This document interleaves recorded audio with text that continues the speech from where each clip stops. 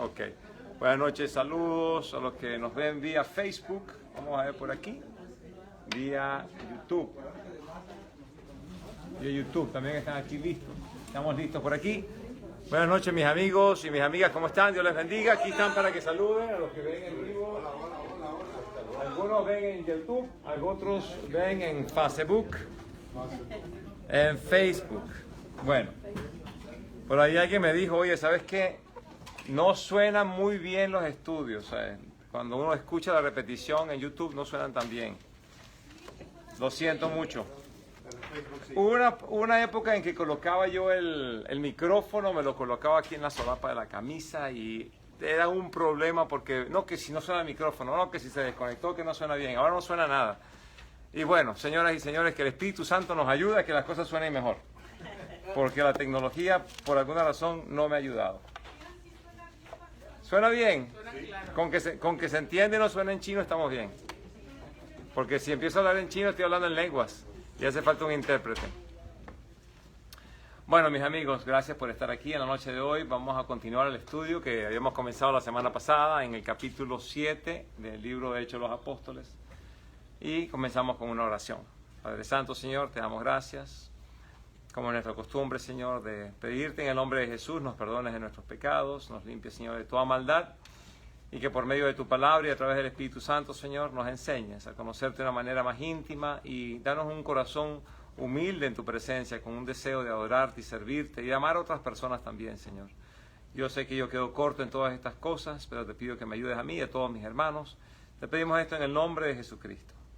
Amén y amén. Alguien me estaba preguntando, ustedes no lo escucharon, antes de que prendiese los videos, con respecto a Beto. No tengo noticias de él para el día de hoy. Habíamos escuchado que estaba malito en el hospital, que lo iban a desconectar, pero no sabemos. Pero tenemos la promesa del Señor. Su palabra dice que todo aquel que está en Cristo no muere. Nosotros no podemos morir. Usted nació de nuevo para la vida eterna. Cuando usted no ha nacido de nuevo, la Biblia dice que usted va a morir. Y si no nace de nuevo, va a morir eternamente. Es una realidad triste. Porque tengo muchas personas que escuchan los mensajes y que aún no son capaces de decirle al Señor, Señor, yo sé que Cristo murió por mí, resucitó para darme vida eterna, perdóname y sálvame de mis pecados. Lléname de tu Espíritu Santo para vivir una vida que a ti te agrade. Hay personas que son duras de corazón. De hecho dicen, no, ya yo voy a una iglesia, tengo muchos años yendo a la iglesia, me leí la mitad de la Biblia, no creo muchas cosas de esas, pero sé que Dios me quiere y si me muero voy a tener que tener una conversación con Él. Esa conversación no va a pasar. Si usted se muere sin Cristo, no hay conversación. La palabra de Dios dice, toda lengua callará. Ante el Señor no hay conversación ni discusión. Entonces, yo digo esto y se lo digo con cariño. A veces la gente dice, no, usted no suena como que habla con cariño, pastor, usted suena muy fuerte. Bueno, a lo mejor sueno fuerte, pero se lo hablo con todo el cariño del mundo, porque quiero que todo el mundo acepte a Cristo. Porque de lo contrario, el sufrimiento es eterno. Con eso vamos a continuar el estudio. Nos habíamos quedado en el verso 30, ¿verdad? A mitad del capítulo. ¿Lo recuerdan, sí o no? Sí. ¿Qué es lo que había estado pasando en el capítulo? Bueno, nuestro querido amigo Esteban, un hombre lleno del Espíritu Santo, un hombre de buena reputación, que cuando comienzan a discutir con él, este hombre lleno del Espíritu Santo, al parecer el rostro parecía el rostro de un ángel. Y los argumentos que él utilizaba ante los judíos con respecto a que Jesucristo era el Mesías, eran argumentos tan fuertes que eran incontradecibles. Al no poder contradecirlo, se disgustan con él. Y ahora quieren matarlo. Y eso es lo que pasa muchas veces. Cuando nosotros damos el mensaje del Evangelio, causa un dolor muy grande en el corazón del inconverso. Es como en la cocina que está sucia. Yo me acuerdo, yo vivía en Venezuela y no importaba cuánto usted limpiaba esa cocina, no importa, porque vivíamos cerca de donde hay muchas alcantarillas abiertas.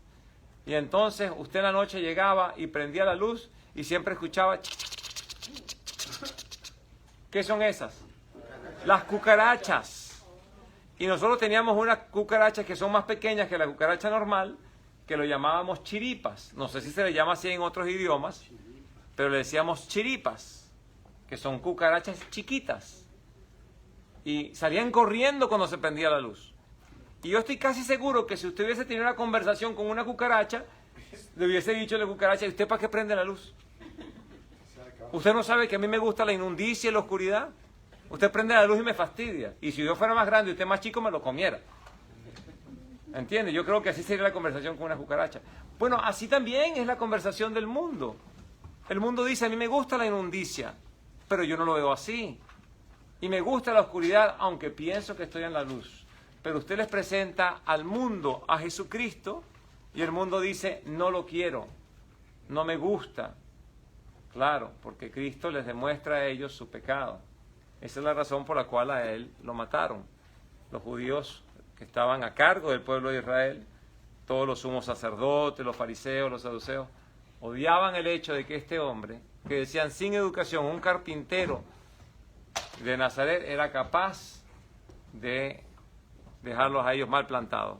Pero era su pecado. Y Cristo lo dice de esa manera, dice, ustedes no vienen a mí porque ustedes aman su pecado. Amaban la oscuridad, porque en la oscuridad se puede ocultar el pecado. Y es la misma razón por la cual estos hombres odian a Esteban. Esteban les ha hecho un resumen de la historia del pueblo de Israel, comenzando desde que la gloria de Dios se le manifestó a Abraham, y luego más adelante le está diciendo, Moisés fue llamado por Dios para liberar al pueblo, y lo tenemos ahí porque todavía no, el llamado va a ocurrir a partir del verso 30.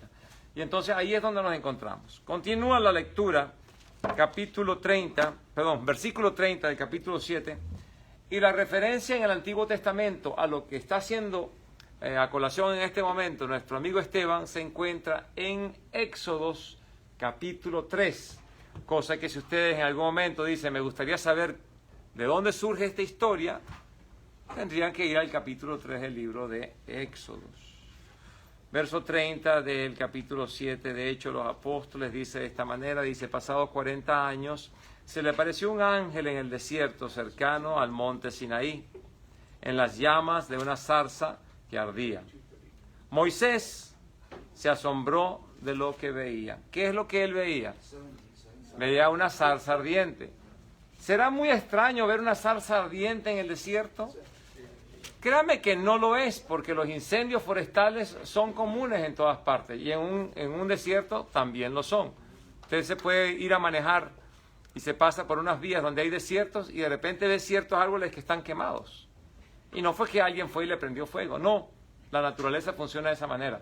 Puede ser la refracción de la luz sobre un cristal, una piedra o algo por el estilo. Puede haber sido cayendo la noche, de repente lo partió un rayo y ahí queda el fuego y se extiende a otros arbolitos. Pero en este caso hay una zarza ardiente.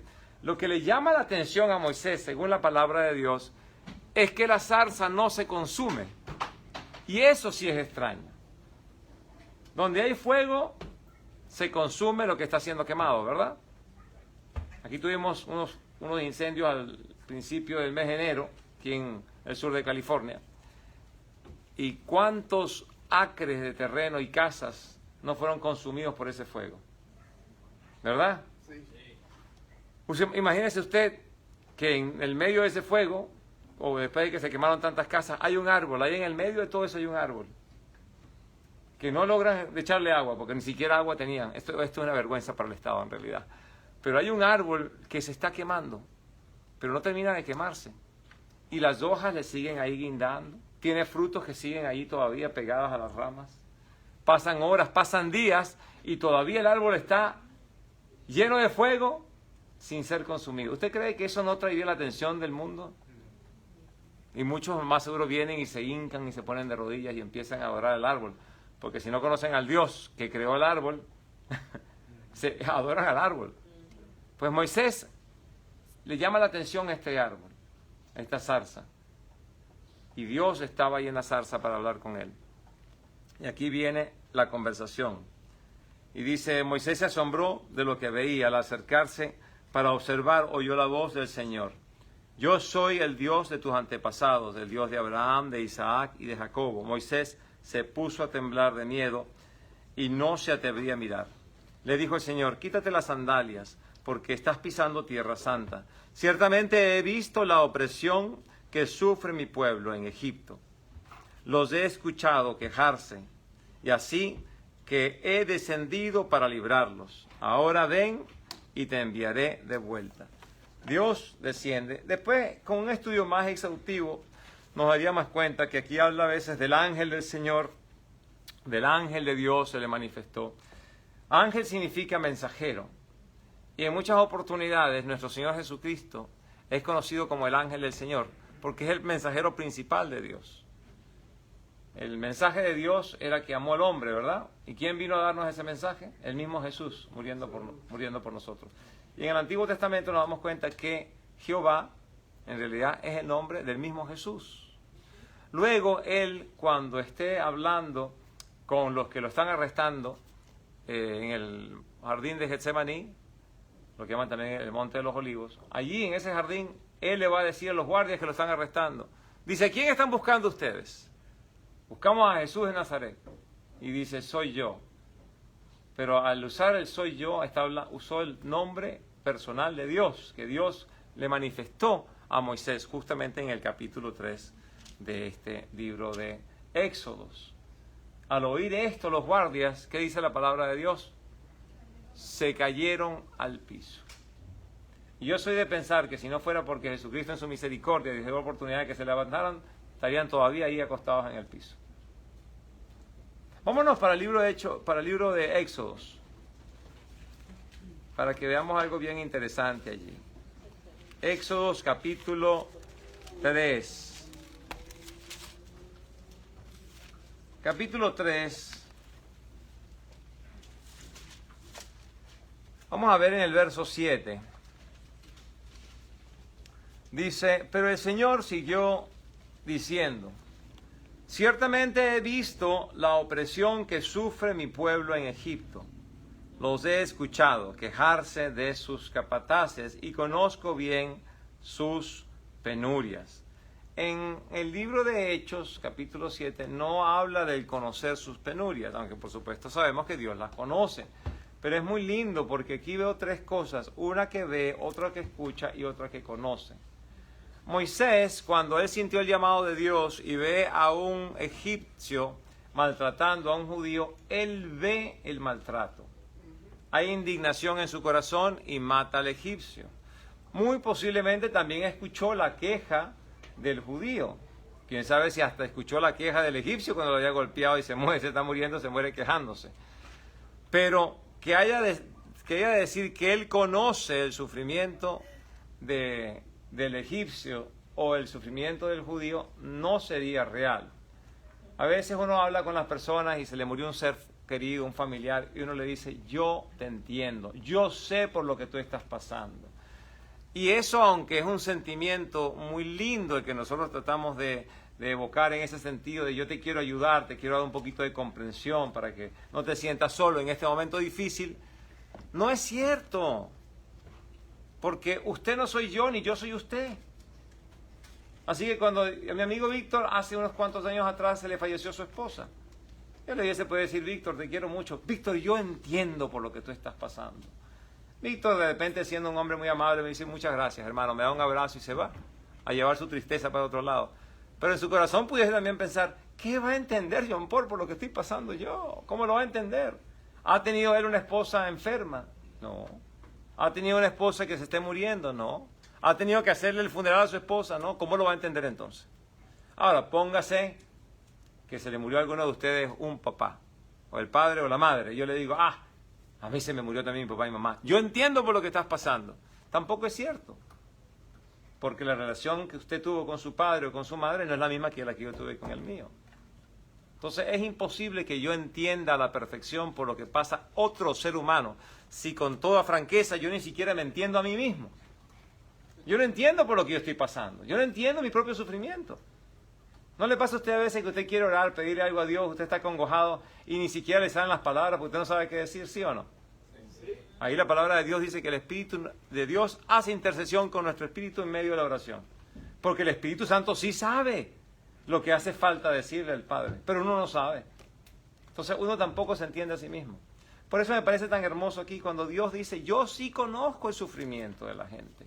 Y esto se aplica también a nuestras vidas el día de hoy. Usted está sufriendo, Dios conoce su sufrimiento. Usted a veces va y busca la ayuda de un ser humano, ayúdeme compadre, usted sí sabe lo que estoy pasando, écheme una mano. Mire, créame que su compadre, con todo el amor que le tiene, no le entiende a usted, no sabe lo que está pasando. Quien sabe es Dios, y la mano de Dios es más larga y más grande y más fuerte. A Dios hay que pedirle ayuda, porque el ser humano es un bastón corto. ¿Sabe cómo es un bastón corto? Que usted tiene que encorvarse para poder caminar con ese bastón, no le sirve de nada. Entonces, hay que buscar es la guía del Señor. Versículo 8 de este mismo capítulo 3 de Éxodo dice: así que he descendido para librarlos del poder de los egipcios y sacarlos de ese país, para llevarlos a una tierra buena y espaciosa, tierra donde abunda la leche y la miel. Me refiero al país de los cananeos, los hititas, amorreos, ferezeos, heveos y jebuseos. Ah, caramba, Señor, tú le vas a quitar la tierra a esta gente para dársela a los hebreos, a los israelitas. Y la respuesta a esa pregunta sería: sí, se la voy a quitar a ellos para dársela a ustedes. Y uno puede pensar de alguna manera, pero eso no es correcto. Eso de que Dios le quite a uno para darle al otro. Primero y principal, ¿por qué no es correcto? ¿A quién le pertenece la tierra, los cielos y todo lo que existe? A Dios. Le pertenecen todos a Él. Usted puede ver de repente un capítulo, yo diría que está en... No lo vean ahorita en realidad, solamente se lo estoy mencionando. Creo que está en 2 de Corintios, capítulo 4, verso 4. Tal vez, por ahí va la cosa, si no me equivoco. Donde dice que el Dios de este mundo ha enceguecido la mirada de aquellos, o el entendimiento de aquellos que se están perdiendo. Ah, pero ese es el diablo, cierto. Pero cuando ahí habla del Dios, habla del regente de este mundo. Porque en realidad el Dios y el dueño de todo es Dios mismo, el único Dios que existe, Dios Padre, Dios Hijo, Dios Espíritu Santo, el Dios de Abraham, Isaac, de Jacob, es el único Dios que hay. Él todo le pertenece. Pero Él ha dejado en algunos aspectos a Satanás a cargo de ciertas cosas. Eso es claro en el capítulo de la tentación de Jesús, capítulo 4 de Mateo, donde el diablo le dice a Jesús: mira, en esta montaña todos los reinos y todas las riquezas me han sido dadas a mí. De hecho, usted puede decir: ah, caramba, pero ahí no dice me han sido dadas a mí. No se preocupe, entonces me va para Lucas 4 y ahí sí va a decir que le fueron dadas a él. Hay que ver todo en contexto. Ahí se va a dar cuenta que le fueron dadas a él. O sea, que él es el administrador. Pero en este caso Dios es el dueño. Y estas tribus que estaban aquí, estos hititas, amorreos, fereceos, heveos y jebuseos, todos ellos se estaban portando muy mal. Cuando Dios le dice a Abraham, yo hago pacto contigo, te voy a esta tierra, pero no en este momento. De hecho, tus hijos, tus descendientes van a ser esclavizados por 400 años. ¿Por qué? Porque todavía no se ha colmado el pecado de estos amorreos. No había llegado al colmo. Dios tiene una paciencia tan larga. Y en el caso de esta gente que venía pecando por mucho tiempo, ¿cuál era el pecado de ellos? La adoración de los demonios y el sacrificio de los niños. Hoy en día el pecado no ha cambiado. Todavía la gente adora ídolos y demonios y siguen sacrificando a los niños en el aborto. El mundo no ha cambiado. Usted piensa, no, el mundo ha cambiado mucho. No, lo que tenemos ahora es una inteligencia artificial. Pero el resto del mundo sigue siendo igual. ¿Ok? Y Dios le está diciendo a nosotros a través de la Escritura: 400 años más de paciencia tengo con esta gente, mientras siguen haciendo todas sus maldades. Pero cuando se me colme la paciencia, los saco del pueblo donde ustedes van a ser esclavizados y me los voy a llevar a esa tierra, y los que están allá, yo les voy a dar una instrucción: me los matan a todos.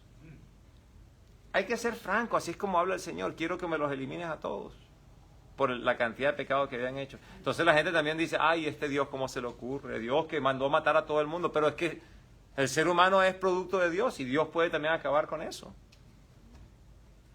Hay que entender lo que dice la palabra de Dios. Y hay que poner todo en perspectiva. Dios es perfecto, inclusive cuando manda a destruir. Ahora, cuando el hombre va y destruye, entonces ahí el hombre está haciendo la cosa mal, porque el hombre no es Dios. Dice el verso 9, dice: han llegado a mis oídos los gritos desesperados de los israelitas, y he visto también cómo los oprimen los egipcios. ¿Ustedes piensan que los egipcios se salieron con la suya? No, señoras y señores. Después también fueron castigados y fueron destruidos. Bueno, pero eso es para otro estudio. Seguimos nuevamente con Hechos de los Apóstoles, capítulo 7. Dice, verso 35. Dice: a este mismo Moisés, a quien habían rechazado, diciéndole: ¿y quién te nombró gobernante y juez? Dios lo envió para ser gobernante y libertador mediante el poder del ángel que se le apareció en la zarza. Y acuérdense, ese poder es el poder divino. ¿Quién es el libertador? Usted puede decir: ahí dice que Moisés es el libertador. cierto, pero Moisés en realidad es la herramienta en manos de Dios para libertar.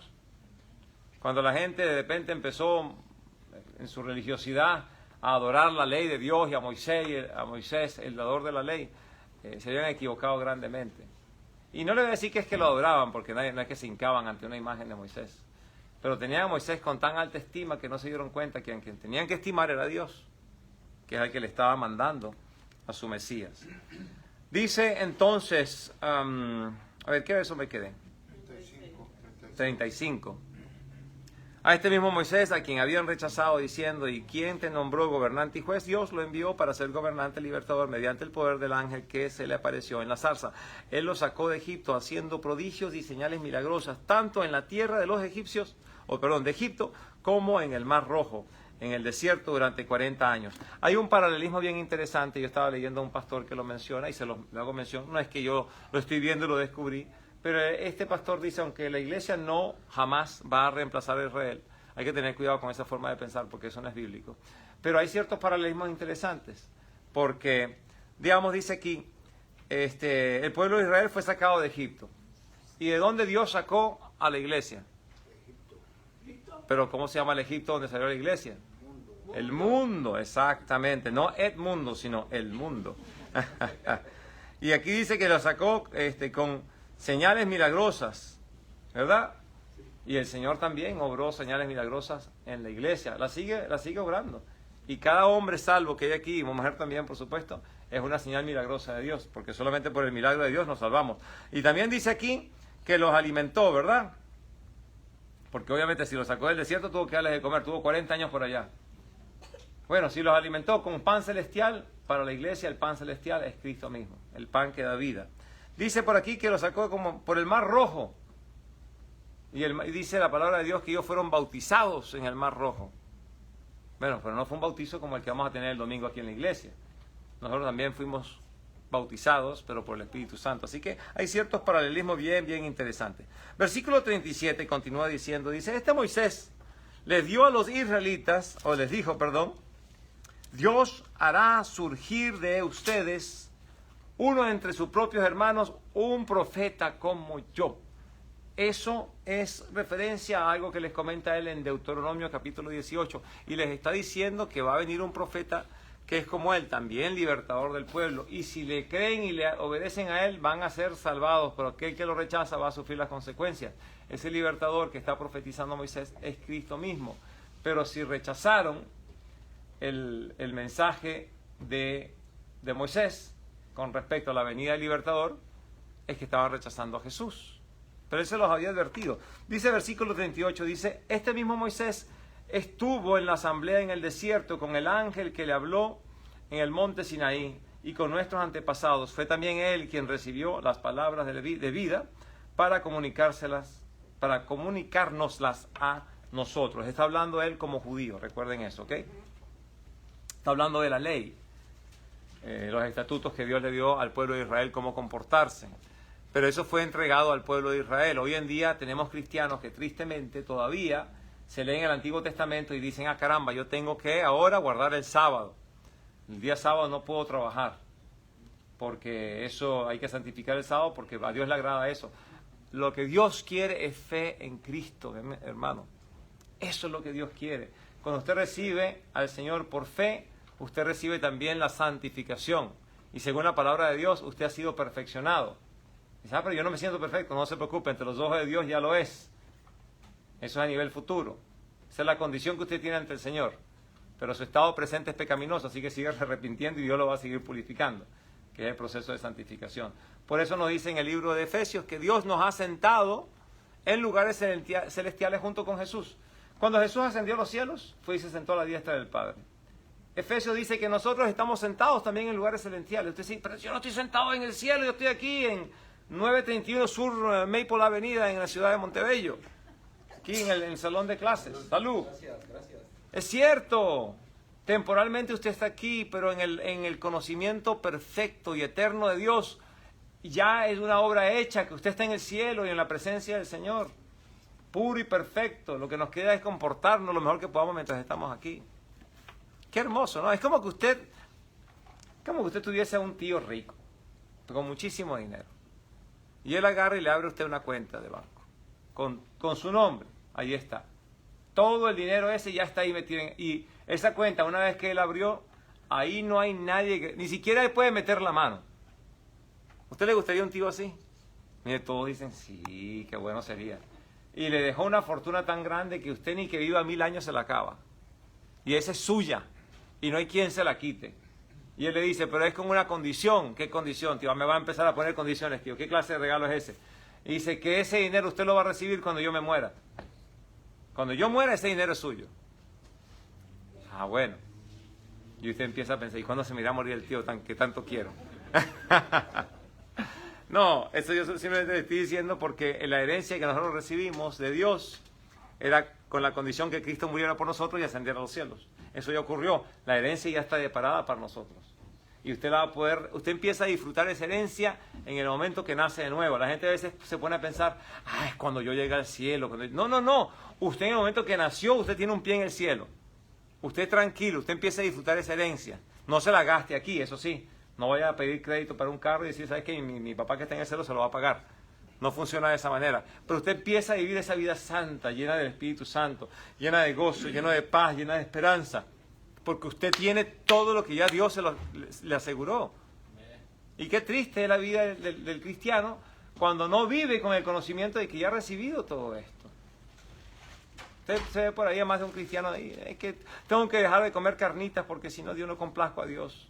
Tengo que dejar de comer chicharrón también porque a Dios no le gusta que uno coma cochino. No, usted no es judío. Y hasta si fuera judío, déjese esa tontería. Porque si nació de nuevo, ya el judío no tiene ley. Amén, amén. Me voy a perder. ¿Qué verso estoy? Bueno, verso 39, ¿correcto? Dice, nuestros antepasados no quisieron obedecerle a él, sino que le rechazaron. Lo que realmente deseaban era volver a Egipto. Por lo cual le dijeron a Aarón, tienes que hacernos dioses que vayan delante de nosotros, porque ese Moisés que nos sacó de Egipto, no sabemos qué pudo haberle pasado. Esa es la excusa. Él se fue al monte a buscar la ley y estos inmediatamente dijeron, ya se nos fue el que nos trajo. No es unos ídolos. Porque eran idólatras. Habían sido idólatras todo el tiempo que estuvieron en Egipto y no es fácil sacar la idolatría de alguien. ¿Sabe lo difícil que es hacer que una persona cambie? Óigame. Verso 41 dice, entonces se hicieron un ídolo en forma de becerro. Lo ofrecieron sacrificios y tuvieron fiesta en honor de la obra de sus manos. Pero Dios les volvió la espalda y los entregó a que se rindieran culto a los astros. Y así está escrito en el libro de los profetas. Casa de Israel, ¿acaso me ofrecieron ustedes sacrificios y ofrendas durante los 40 años en el desierto? Por el contrario, ustedes se hicieron cargo del tabernáculo de Moloc y de la estrella del dios Refán y de las imágenes que hicieron para adorarlas. Por lo tanto, les mandaré al exilio más allá de Babilonia. Bueno, mis amigos, es interesante porque están apenas saliendo de Egipto. No han entrado a la tierra prometida y ya Dios les hizo otra promesa. Yo los voy a mandar a ustedes a Babilonia. Y se fueron a Babilonia por 70 años. Va a pasar algo de tiempo antes de que se vayan para Babilonia. Pero ¿se van a ir? Sí. ¿Por qué? Porque eran adoradores de ídolos, de demonios. No adoraron a Dios por completo. Y estaba leyendo un escritor que se llama Bengel, ya murió hace creo que en los 800, si no me equivoco. Y él decía que cuando Dios le hace la pregunta, ¿ustedes hicieron sacrificios para mí en el desierto? La respuesta sería sí, porque sí hicieron sacrificios. Pero los sacrificios que hicieron no eran exclusivos para Dios. No eran siempre para Dios y no lo hicieron con un corazón íntegro ante Dios. O sea que era como no haber hecho ningún sacrificio. Era como dicen, si lo vas a hacer mal, no lo hagas.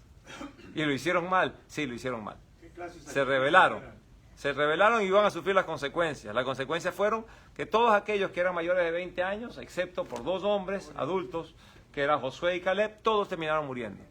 Y el temor de ellos era que, Dios nos va a matar a todos aquí en el desierto y nuestros pobres niñitos se nos van a morir. ¿Cómo es posible? ¿Qué clase de Dios es este? Y Dios le dijo, no se preocupe por sus niñitos. Los niños no se le van a morir. Todos los que son de 20 años menores, esos se van a salvar. Los que se mueren son ustedes, por rebeldes. Y los acabó a todos. ¿Es justo? Claro que es justo. ¿Por qué? Porque Dios es justo. Hermano, la pregunta que tienes en el comentario me la hice después de que terminemos. En el capítulo 1 del libro de Romanos, vamos un poquito hacia adelante, y se acuerda que aquí dijo el Señor que los entregó, ¿verdad?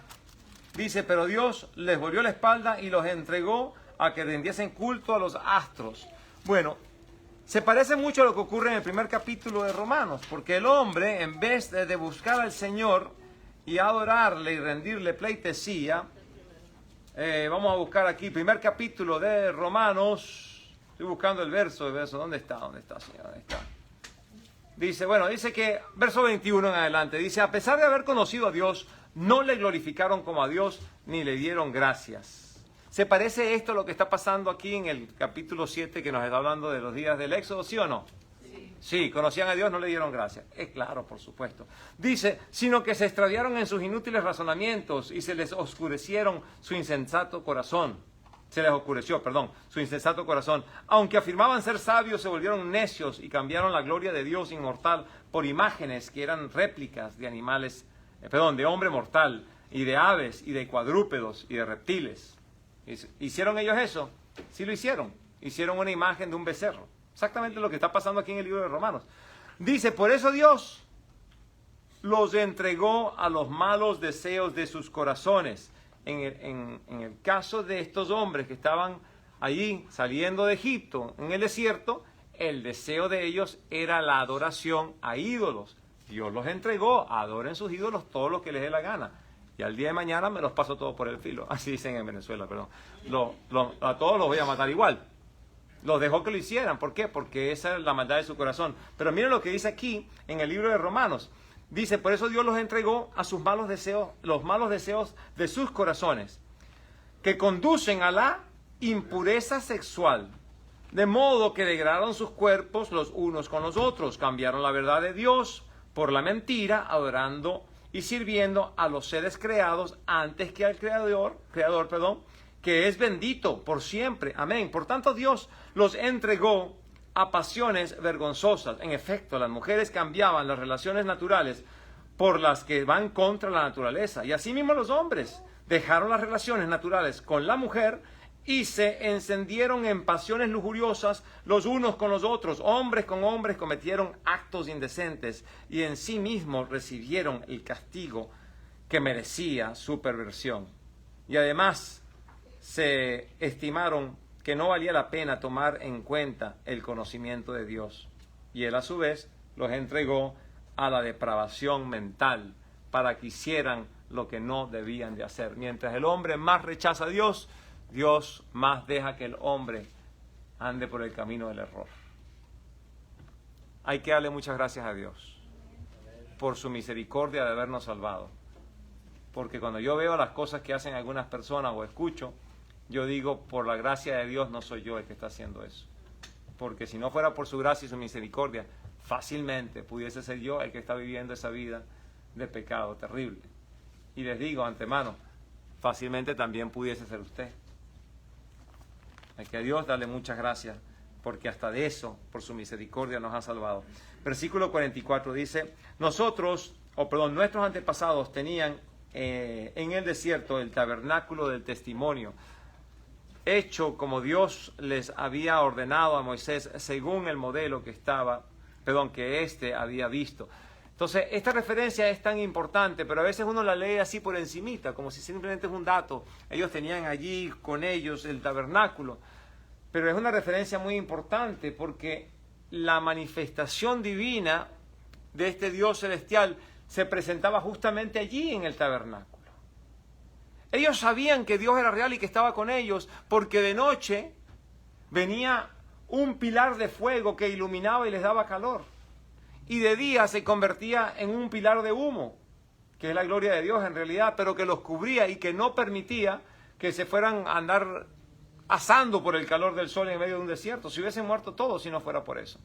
La protección divina estaba ante ellos y la veían todos los días. Y todos los días comían el pan celestial, el maná que se les aparecía. Y cuando tuvieron mucha sed, se pusieron a quejarse y de una piedra sale agua. Dios se les manifestaba una y otra vez, aquí estoy con ustedes, tengan fe, síganme. Pero los corazones depravados seguían buscando la adoración demoníaca de los astros, de las estrellas, del sol, de la luna y de dioses falsos. Por eso es que es tan importante ese verso, es tan importante. Porque nos dice, Dios estaba con ellos y ellos lo rechazaban. Y el día de hoy el mensaje de paz de Dios está con nosotros para compartir y no lo compartimos. Y una vez que se comparte, llega al oído del hombre que el hombre no quiere aceptarlo, porque su corazón es duro. Si el hombre no quiere escuchar el mensaje, que no lo oiga. Si lo oye y no lo quiere aceptar, que no lo acepte. Pero que no quede de parte del cristiano, que entiende el Evangelio, que Cristo murió y resucitó para dar vida eterna, que no lo comparta. Porque acuérdense, si no fuera por ese mensaje, nosotros fuéramos igual que ellos y estuviésemos exactamente igual de perdidos. Una vez más, gloria a Dios, gracias por su salvación. Verso 45. Continúo, porque si no va a ser tarde. Y ustedes, algunos de ustedes dicen, ya se me está enfriando la comida. Ay, es comida fría. Ay, seguimos. Bueno, y si se le acaba a mi teléfono, se le acaba el rollo, la cinta, ¿no? Okay. Bueno, vamos a seguir.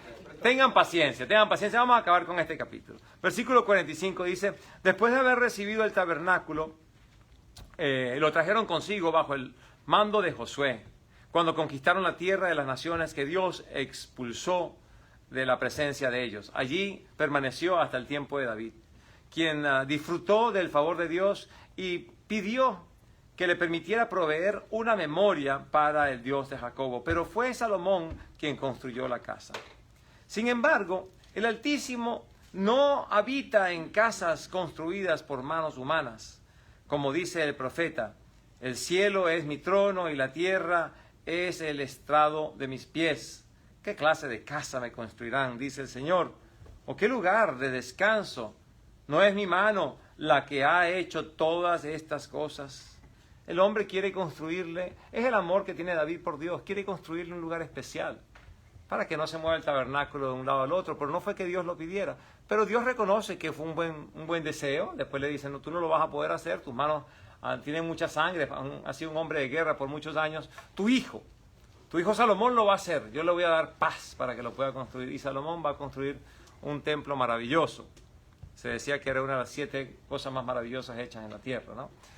Pero al final el templo no puede contener a Dios, porque Dios es el creador de todas las cosas. Y Dios no quiere habitar en un templo hecho de piedra. ¿Dónde quiere habitar Dios? En el corazón de sus hijos e hijas nacidos de nuevo. Por eso es que la palabra de Dios nos dice que nosotros tenemos que procurar llevar una vida santa. ¿Por qué? Porque el cuerpo que nosotros habitamos, acuérdense, el cuerpo no es suyo. El cuerpo es una casa que Dios compró y le permite a usted vivir en ella. Es como las personas, yo conozco algunas personas que tienen propiedades de renta. La casa es suya y el inquilino vive en ella. ¿Cierto? Bueno, exactamente así somos nosotros. Nosotros somos los inquilinos de este cuerpo. Este cuerpo lo compró Cristo y le costó bastante caro. Su sangre, su vida, la dio por este cuerpo. El cuerpo le pertenece a Él. Y Él dice, ahora ese cuerpo que es mío, te lo presto. Para que disfrutes todo lo que te voy a dar por medio del cuerpo, lo vas a disfrutar de una manera santa. Por eso es tan importante reconocer a quién le pertenece el cuerpo y decirle que no a la carne cuando la carne pide algo que no es divino. Y acuérdense, la carne nunca pide nada bueno. Dice, la carne me está pidiendo, la carne nunca pide nada bueno. Si usted le da comidita a la carne quiere gula. Así es la carne. La carne es terrible. Por eso es que Dios un día nos tiene que sacar de este cuerpito. Nos va a dar uno que va a ser último modelo, que nunca se echa a perder. Versículo 51, yo estoy un deseoso de ese cuerpo nuevo. Uy, qué rico va a ser. Ahí sí vamos a tener manjares en el cielo que no nos engordan, ni nos dan diabetes, ni se nos echan a perder las venas con el colesterol. Nada, nada de diálisis, se acabó. Fuera de aquí, diálisis. Versículo 51 dice, tercos, duros de corazón y torpes de oído. Ustedes son iguales a sus antepasados. Aquí les metió el dedo en la llaga el Esteban. Dice, siempre resistiendo al Espíritu Santo, ¿a cuál de los profetas no persiguieron sus antepasados?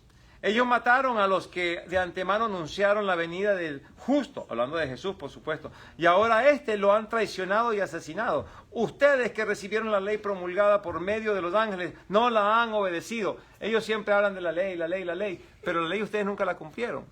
y ustedes esperan al Mesías, que fue profetizado por los profetas, que ustedes, por medio de sus antepasados, mataron, y el mismo Mesías, cuando vino, ustedes lo mataron.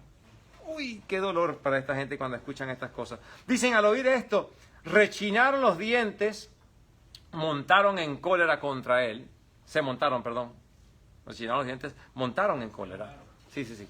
Montaron en cólera contra él, pero Esteban, lleno del Espíritu Santo, fijó la mirada en el cielo y vio la gloria de Dios y a Jesús de pie a la derecha de Dios. Veo el cielo abierto, exclamó, y al Hijo del Hombre de pie a la derecha de Dios. Entonces ellos, gritando a voz en cuello, se taparon los oídos y todos a una se abalanzaron sobre él. Lo sacaron a empujones fuera de la ciudad y comenzaron a apedrearlo. Los acusadores le encargaron sus mantos a un joven llamado Saúl, y mientras lo apedreaban, Esteban oraba: Señor Jesús, decía, recibe mi espíritu.